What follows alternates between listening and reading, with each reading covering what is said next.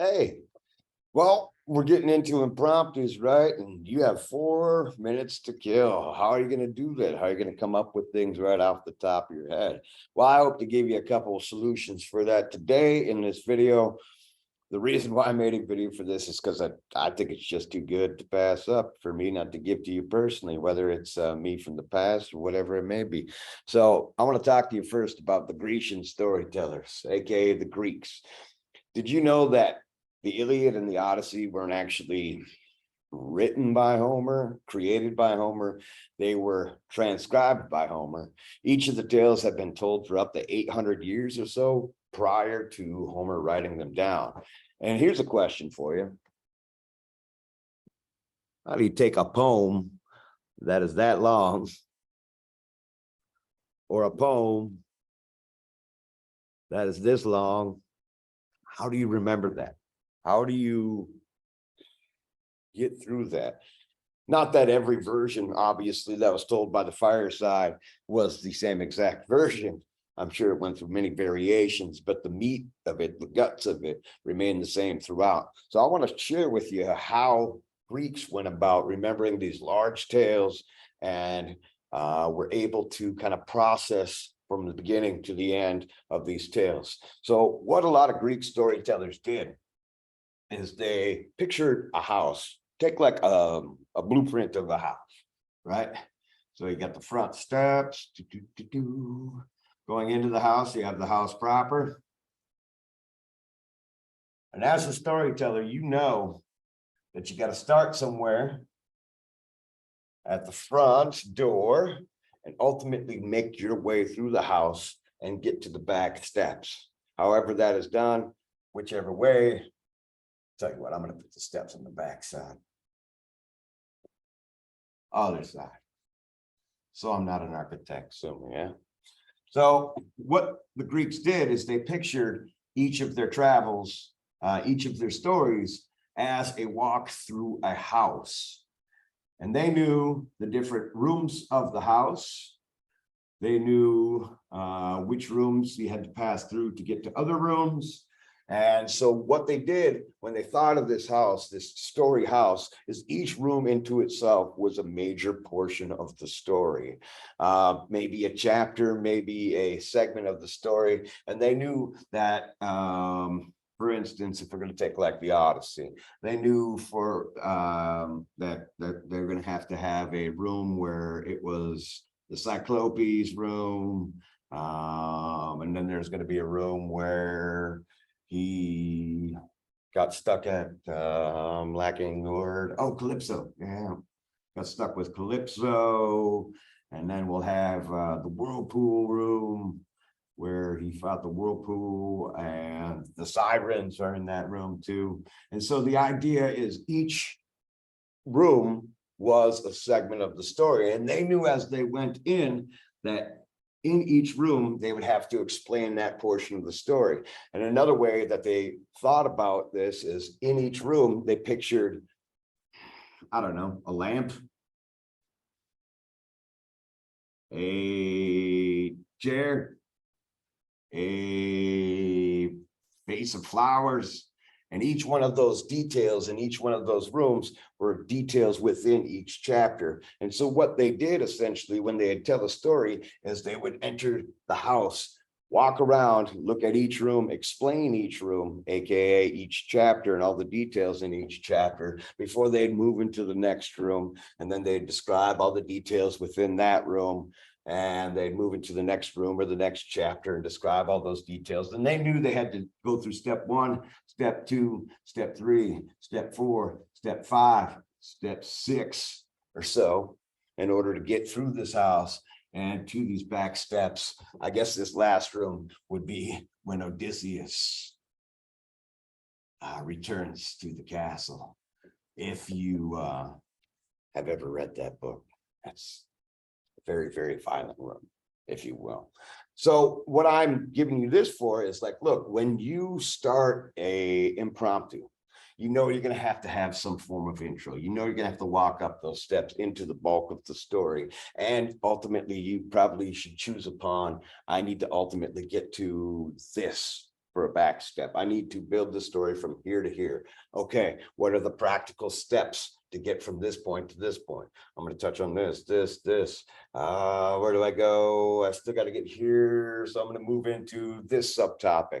So the idea is to compartmentalize your story and to allow the pieces to build upon each other in order for you to get out that back door. So plotting it out like a house would help you. I've watched things on documentaries on people who are really good at memorizing long strings of number, like pi.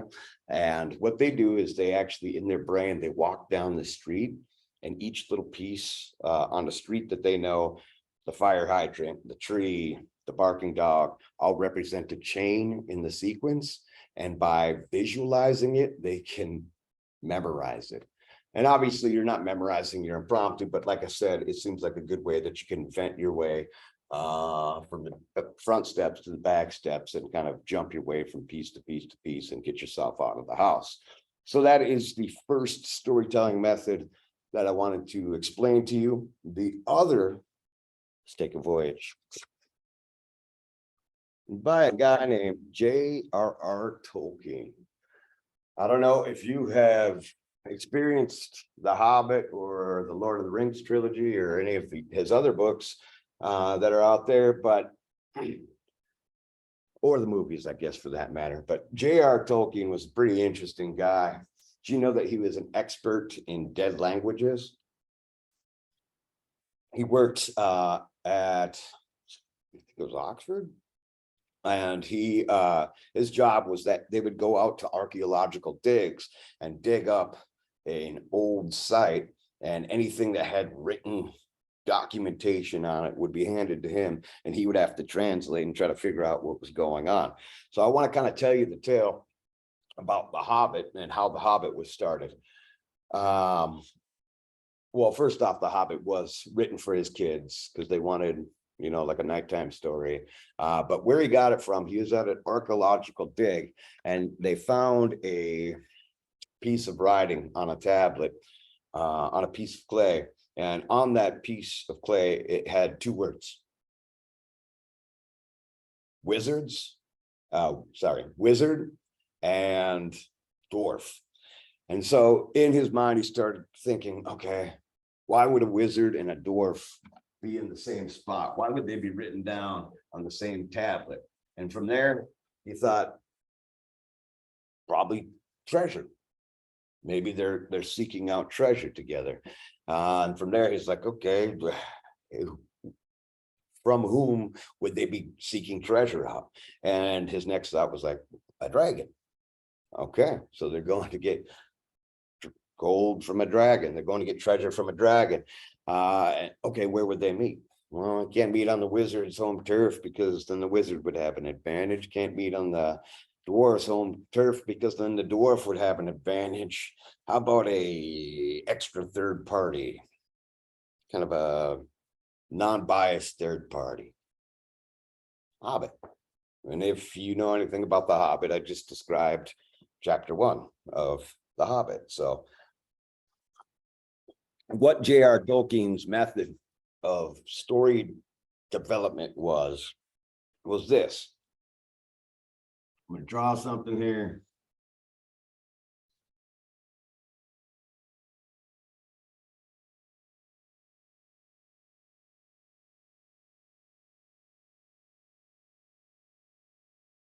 What's that? It's a leaf. Very good. You can tell good art. You're good at this. So that is a leaf. And I would ask you now to ponder for a moment. How do you describe a leaf? If you could really get into describing a leaf to me, how would you do that? Ponder that for a moment.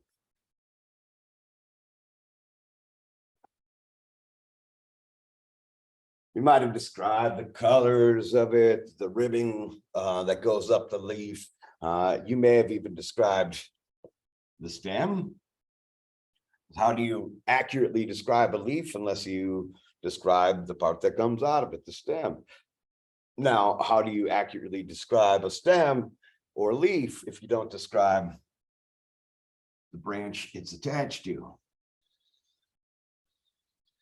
And how do you describe the branch it's attached to if you can't describe the tree that is attached to? That is the world's worst tree. It's an ant. Inside joke. If you know it, you know it.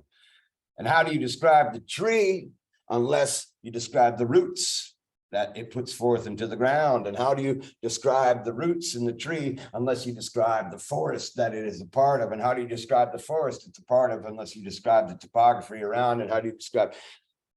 You get it, right? The idea is one thing, pull it, it will lead to another.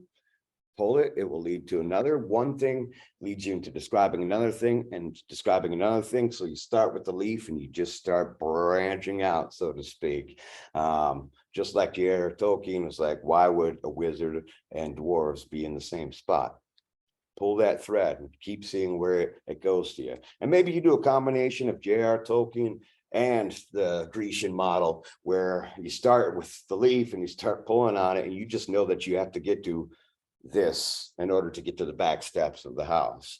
And you just see if you can pull that string all the way to that back steps of the house, aka the ending of your impromptu. So use these things. I think they're a really cool way of developing stories, of thinking about ideas, of taking a topic down the line, which is important. We just got to keep the ball going and keep the ball rolling until we get to the end of that 4 minutes for our impromptu.